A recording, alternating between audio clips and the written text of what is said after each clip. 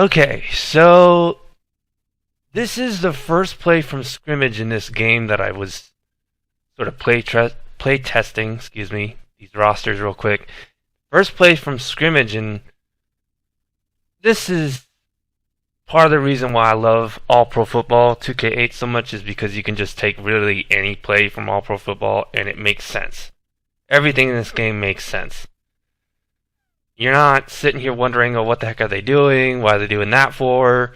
No, everything makes sound sense. You're not blaming developers, you're not blaming programming, you're not blaming animations.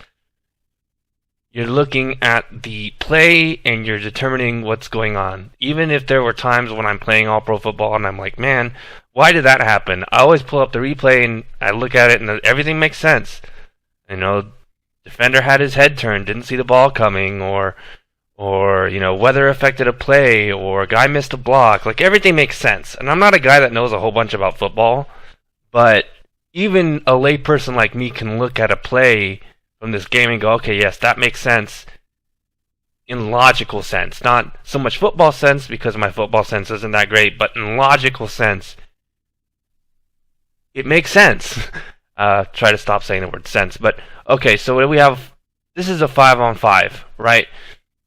Now, they have 6 guys up front, but this guy, Chuck Bednarik, is not, he's going to drop back in coverage, and Mike Ditka is going to run a route. So it's going to be these 5 guys against these 5 guys. So, up front, we have Mike McCormick, Russ Grimm, Mike Webster, a generic, Yinzer, and Bubba Paris. On the other side, we have more generics. All these 3 guys here on this side are all generics. Mixon, Huff, Bailey, a gold star Deacon Jones, and Joe Schmidt, a silver. So we have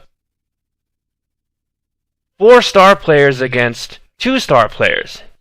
So even though our running back is a generic, you would think with an offensive line like this one, a generic running back should be able to at least get some yards out of this because he has a pretty good O-line blocking for him. However, this guy, Huff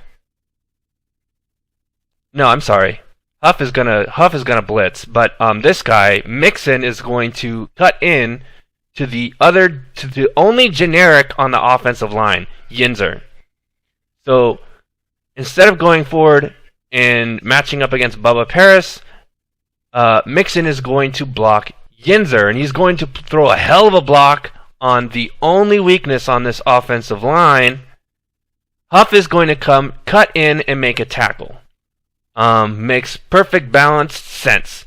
Just logical sense. Not even bringing football schematics, because I'm not the biggest, I don't have the biggest football brain, but just looking at the play from a logic standpoint, be like, yes, that makes sense why that happened. Because, you think with an offensive line that's this star-studded, you'd be able to get at least back to the line of scrimmage, even though this guy's a generic running the ball. But from a schematic standpoint, Mixon is going to throw the block of the game, even though it's the first play of the game, on Yinzer, the only weakness on the offensive line. Huff is going to cut in and make the tackle. So I'm going to play it now, and then so I'm going to play it right now. Let me find Huff. Zoom out a bit.